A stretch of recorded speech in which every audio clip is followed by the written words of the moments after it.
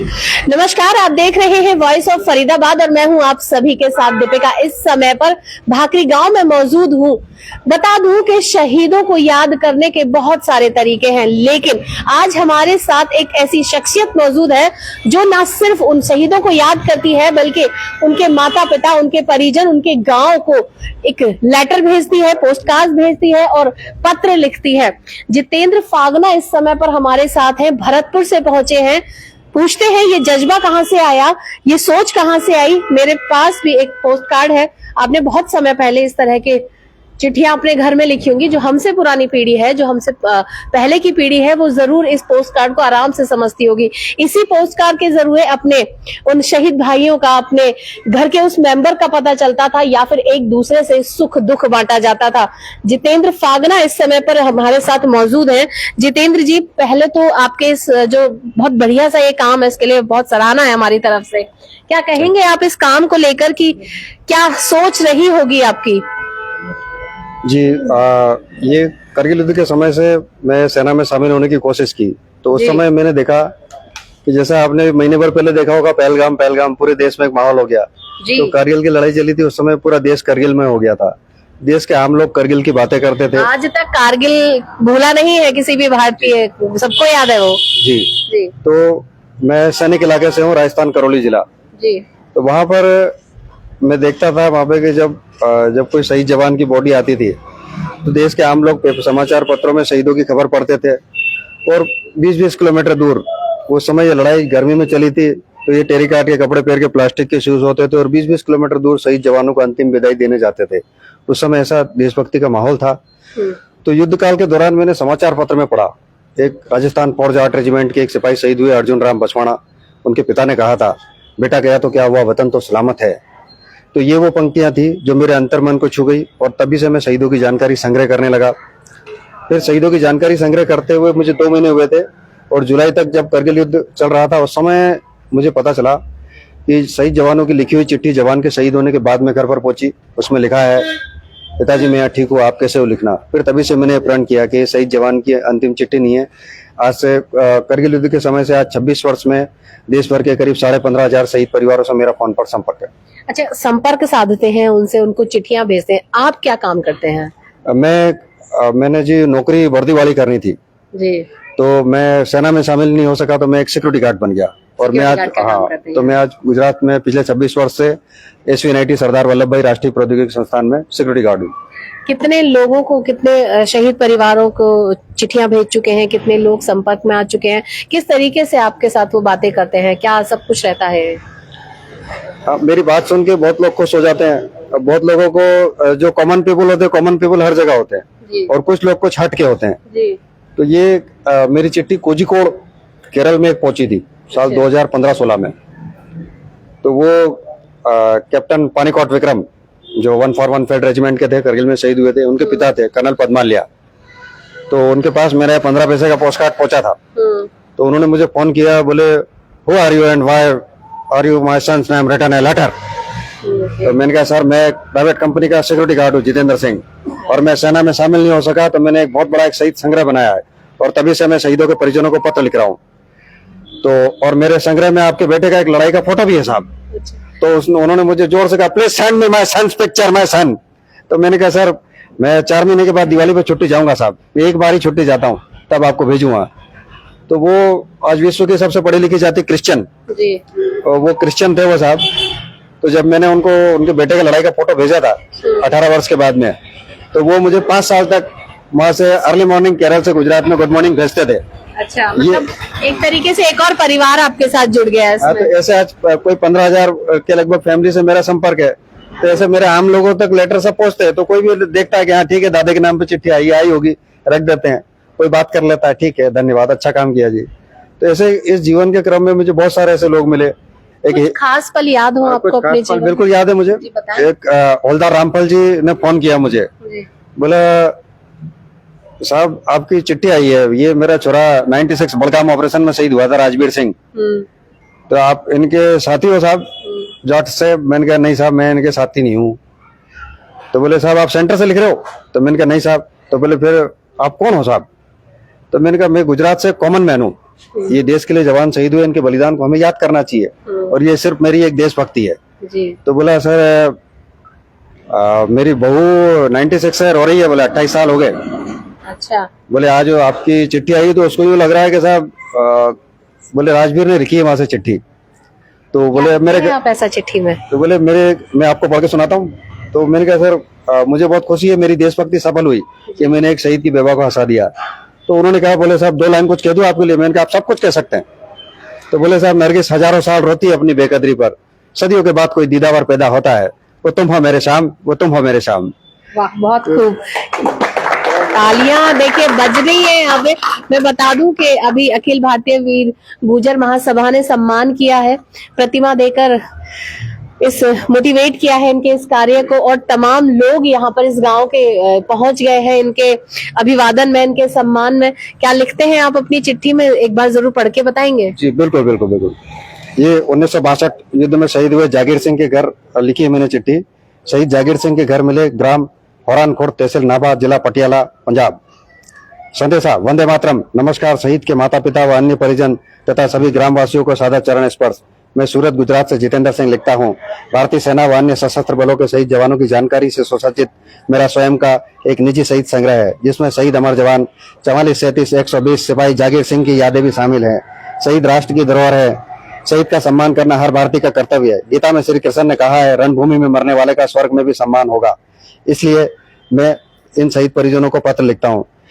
रणभूमि में मरने वाले उन महान सपूतों का स्वर्ग में भी सम्मान होगा, क्योंकि वो वहां मरे इसलिए हम यहाँ जिंदा है। मैं शहीद सिपाही जागीर सिंह के बलिदान के लिए सदैव उत्तरदायी रहूंगा। यह वचन देता हूँ, शहीद का बलिदान व्यर्थ न जाने दूंगा। शहीदों के जन्म मरण की गाथा मेरे अंतर मन में चिरकाल तक के लिए रम गई है। अमर शहीदों के गांव ही मेरा अंतिम पावन पुण्य धाम है। कभी जीवन में अवसर मिला तो वीर सपूत के स्मारक पर पुष्प अर्पण करने ग्राम लोहान खुर्द अवश्य आऊंगा। आपके उज्जवल भविष्य की मंगल कामनाओं के साथ शुभकामनाएं। जनगणमन। सत्यमेव जयते। दिल को साहस से जगमगाइए, देश में निष्ठा फैलाइए, त्याग का संदेश चहुदिश पहुंचाइए, अपने देश का विश्वास बढ़ाइए। हवा में लहराती उम्मीद, शांति और निश्चिंता, एक दूसरे में लीन, वादा निभाने वाले सूरवीरों की बेदी, काला ग्रेनाइट पत्थर, उसके चारों कोनों पर जलती लो, उल्टा राइफल, उस पर लगा टोप, हाथों में फूल न आंखें। शहीद अमर जवान जागीर सिंह को मेरा सत सत नमन। जय हिंद, मेरा भारत महान। बहुत खूब, बहुत खूब, बहुत खूब। कितने पत्र लिख चुके हैं अब तक आप? ये 99 करगिल युद्ध के समय से 2010 के साल में पत्र लिखते हुए मेरी एक आंख खराब हो गई। तो जब मुझे पता चला कि मेरी एक आंख खराब हो गई, तो देश भर के पूरे 90 करोड़ लोगों को पूरा मैं एक तराजू में तोल चुका था उस समय। अच्छा। मुझे पता था कि ये काम फ्री में कोई भी नहीं करने वाला। तो आज मेरे संग्रह में मैंने 5000 चिट्ठियां एडवांस लिख के रख रखी है। अच्छा। और ये पत्रों का मैं तो हमारे देश में इतनी व्यक्ति की गरिमा नहीं है, सीधी सी बात है। तो इस वजह से ये किसी को समझ में नहीं आया। ये काम की सही प्रेरणा मिली है मुझे जापान से। जापान में फर्स्ट वर्ल्ड वॉर के दौरान वहां के जब सैनिक फ्रांस में गए थे लड़ने के लिए, तो वहां के जन नागरिकों ने अपने जवानों के प्रति जो सम्मान व्यक्त किया था, उनके लिए जो पत्र लिखे थे, वो पत्र आज जापान के राष्ट्रीय म्यूजियम में रखे हुए हैं और विश्व देशों के लोग आके उन पत्रों को पढ़ते हैं और राष्ट्रभक्ति का पाठ पढ़ते हैं। तो मैं मेरे एक सिक्योरिटी गार्ड की हैसियत से इस देश को जितना जापान बनाने की कोशिश मेरे से हुई उतना मैंने की, और मैं आगे भी लिखता रहूंगा जब तक ये मेरी दूसरी आंख आबाद है। बहुत से लोग सफल कहानियां लिखने की कोशिश करते हैं, ऐसी ही जितेंद्र गुर्जर इस समय पर एक प्रयास कर रहे हैं कि इस देश में भी और अन्य देश जैसा कुछ देश भाव पैदा हो, देशभक्ति पैदा हो। अभी फिलहाल आप फरीदाबाद मतलब दिल्ली के आसपास आए थे, किसी ये कौन है जिनके आपके पास ये है तस्वीर है आपके पास? ये रेजिमेंट से मेरा कुछ खास संपर्क है जी। इनके ये हवलदार खेमराज जी हैं, बसवाल गुज्जर, ये फलवाड़ी गांव पलवल फरीदाबाद से हैं। ये 21 अक्टूबर 1962 भारत चीन युद्ध ढोला पोस्ट पर शहीद हुए थे। जी। तो ये मेरे पत्र लिखने के क्रम से वहाँ के कैप्टन साहब है, उनको मैंने बताया तो वो मेरा पत्र लेके वहां तक गए, और विजेंद्र सिंह जी नाम है उनका। तो उन्होंने उनके परिजनों से मेरी बात कराई, फिर उन्होंने मुझे बताया कि इस पोस्ट उनका फोटो नहीं है साहब। अच्छा। तो मैंने मेरे सेंटर से विशेष पहचान से और मेरे शहीद संग्रह से आज वो परिजन 63 साल के बाद में अपने इस सपूत को देख पाएंगे। तो मुझे इस लड़ाई का काफी कुछ इतिहास पता है। इनके सूबेदार साहब थे एक दशरथ सिंह चौहान, ये यूपी इटावा जिले के थे। तो उन्होंने अपने कर्नल साहब को कहा कि ये डिप्लॉयड ठीक नहीं है, हम वहां नहीं लड़ सकते। तो वो कर्नल साहब ने उनके जनरल को कहा कि इसका कोर्ट मार्शल कीजिए, तो उन्होंने नहीं किया। उसके बाद में वो सूबेदार साहब सबसे आगे थे और उन्हें एक चाइनीज जवान ने पूरी अपनी मैगजीन खाली कर दी, 26 गोली लगी उनके पेट में। उसके बाद में वो PW बने, प्रिजनर ऑफ वार, और उसके बाद में चाइनीज AMC ने उनको टेक करके भारत को सौंपा। वो सूबेदार साहब अपनी पूरी उम्र जी के मरे।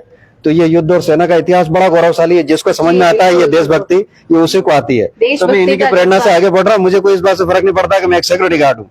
मुझे ये पता है कि मैं भारत का एक नागरिक हूँ, और ये मेरी नैतिक जिम्मेदारी है कि मैं जवानों के बलिदान को याद करूं और इस देशभक्ति के पाठ का और भी प्रचार प्रसार करूं। बहुत सारे फोटोज आपने संग्रह करके रखे होंगे, कितने तकरीबन फोटोज आपके पास? मेरे पास 30,000 और 112 शहीद जवानों के फोटोज हैं जो वर्ल्ड वार। कैसे अर्जित करे हैं आपने ये? कैसे आए हैं? ये मैं इनके परिजनों को पोस्ट कार्ड लिखता हूँ, तो वहां से मुझे मिल जाते हैं। अच्छा। कई बार मुझे अच्छे अधिकारियों से संपर्क होते हैं, तो कहां से वहां से कुछ लोग मुझे दे देते हैं। और 26 साल से मैं इस एक ही फील्ड में काम कर रहा हूँ, तो मेरे मिलने जुलने वाले कुछ लोग भी इसी फील्ड से जुड़े हुए जो मुझे इस प्रकार की जानकारी उपलब्ध करा देते हैं। कितना गौरव महसूस करते हैं खुद में इस कार्य को करके? हाँ, मुझे अच्छा लगता है, क्योंकि पैसे लेके पूरी दुनिया काम करती है, निस्वार्थ काम करना बहुत बड़ी बात होती है। ये तो लोगों से जुड़ने का भी एक जरिया सा हो गया है, लोगों को परिवार बनाने का एक जरिया सा हो गया है आपका। जी, तो मुझे अच्छा लगता है। आज दिल्ली समर वार म्यूजियम पे जो 26,000 जो जवानों के नाम लिखे, उनके सबके पते, एड्रेस, शहादत का ब्यौरा, सब कुछ, सारी जानकारी जो उनके पास है वो सब जानकारी मेरे पास भी है। बहुत बहुत सराहनीय काम कर रहे हैं जितेंद्र जी। आप कुछ कहना चाहते हैं सरकार से कि आपका ये जो कार्य है, इतना सराहनीय जो आपका काम कर रहे हैं, इसमें कुछ बढ़ोतरी हो, कुछ मदद मिले? और जी, मैं TEDx स्पीकर हूँ। ये विश्व की चौथी टॉप कंपनी है। बजाज ने मुझे एक जो INA शिप से बना हुआ विक्रांता बाइक गिफ्ट किया है, तो मेरी राष्ट्रीय स्तर पे ख्याति पहुंच चुकी है और मैं देश के सभी 26-27 राज्य के लोगों तक पहुंच चुका हूं। तो मुझे ऐसा कोई व्यक्ति सही मिला नहीं, मतलब मैं एक शहीद हॉल बनाना चाहता हूं, जहां इस पूरी धरोहर को रख सकूं और आने वाले नए भारत को राष्ट्रभक्ति की प्रेरणा दे सकूं। आज मुझे पता चला कि मैं सिर्फ एक छोटे से स्कूल में आ रहा हूं, तो मैंने अपनी जिम्मेदारी के तौर पे मेरे गांव से उठा के ये फोटो लेके आया हूं मैं, वर्ल्ड वार से लेके अब तक के, ताकि वहाँ के बच्चों को मैं देशभक्ति दे सकूं। उन्हें याद रहेगा कि हमने जाना चाहते हैं आप उस हॉल में? गैलरी लगाऊंगा वहाँ पे, और उन बच्चों को इन शहीद जवानों के चित्र दिखाऊंगा, इनकी शौर्य गाथा बताऊंगा, ताकि उन्हें देशभक्ति पता चले। जी, शौर्य गाथा से ही जो देश की आने वाली पीढ़ी है वो उन गौरवशाली पलों को अपने आप में जी पाती है, अपने आप में संग्रह कर पाती है, रोक पाती है, और देखिए बहुत कुछ सीख पाती है। ऐसा ही एक जज्बा लेकर जितेंद्र फागना इस समय पर हमारे साथ इस वार्ता में मौजूद रहे। उन्होंने बताया कि किस तरीके से इतने सारे लोगों को पत्र लिख चुके हैं, इतने सारे परिवारों को अपना परिवार मान चुके हैं। मैं कुछ कहना चाहूंगा। मेरे पास जो डॉक्यूमेंट्री जो ये 25 क्विंटल जो कागज है, तो मेरे पास में 1960 के दशक के कुछ कागज रखे हुए हैं पुराने, जो आज लेमिनेशन में पूरे आज खराब हो चुके, हाथ लगाओ तो हाथ में चिपकते, उस पोजीशन पे पहुंच गए। तो मुझे ये बदरपुर जो ये गांव बता रहे हैं ये, तो इन गांवों का उल्लेख आजादी के काल के उस समय के जो लड़ाई में है, और वो मेरे पास में मौजूद है। कि जब अंग्रेज इन गाँवों में जो ये बता रहे थे, मुझे याद आया जो मेरा पढ़ा हुआ है, गुड़गांव, सोहना, रिटोज, बेलप्पा, अभयपुर, बादशाहपुर, दमदमा और ये बदरपुर, ये मैंने पढ़ा हुआ है कि यहाँ पर अंग्रेज जब टैक्स लेने के लिए आते थे, तो ये जो लोग थे उनको मार काट के भगा देते थे। फिर अंग्रेजों ने इन गांवों पर बहुत दमन किया और तोप के गोले से इन गांवों को उड़ाया गया। तो मुझे एक वाकया याद आता है जो अभी तक मेरे पास में लिखा हुआ है, कि ये जो गुज्जर थे, ये उन अंग्रेजों को पकड़ कर इन्होंने तेल की घानी में तेल निकलवाया उनसे, तो इन्होंने बाजरे की रोटी के ऊपर सरसों का साग रख के दिया था। तो वो अंग्रेज अफसर ने, उन्होंने वो साग को तो चाट लिया और वो जो बाजरे की रोटी थी उसको प्लेट समझ के फेंका था। तो आज भी इन गाँव में कोई पढ़ लिख के अफसर बनता है तो ये बोलते हैं चरा बाजरे की रोटी है, प्लेट समझ के फेंकने देना। तो ये गुजरों का गौरवशाली इतिहास है, जो हमें आने वाले भारत को सच्ची देशभक्ति की, अपनी जाति पे, वतन पे मर मिटने की सच्ची प्रेरणा सदैव देता रहेगा। जी बिल्कुल। मेरे साथ वार्ता में इस समय जितेंद्र फागना मौजूद थे, जिन्होंने बहुत सारी बातें आपको बताई, कुछ रोमांचक चीजें आपको बताई, कुछ गौरवशाली गाथाएं आपको बताई, कुछ कहानियां सुनाई, और इनके पास तमाम न जाने कितने गौरवशाली पल हैं, कितनी गौरवशाली कहानियां हैं। लेकिन फिलहाल इस खबर में बस इतना ही। ऐसी ही तमाम और खबरों के लिए जी बिल्कुल, वीर गुर्जर महासभा इनके कार्यों से खुश होकर इनको एक सम्राट मिहिर भोज की प्रतिमा से सम्मानित किया जाएगा। देखिए जो सम्मानित किया जा रहा है इन्हें, किया है, इनसे प्रभावित होकर हमारे सम्राट मिहिर पूरे समाज को गौरवान्वित कर दिया है। बिल्कुल पूरे गुर्जर समाज को गौरवान्वित किया है, और एक छोटे से पद पर होकर एक सिक्योरिटी सोच गार्ड रख की रहे हैं। नौकरी कर इनकी इतनी बड़ी सोच है।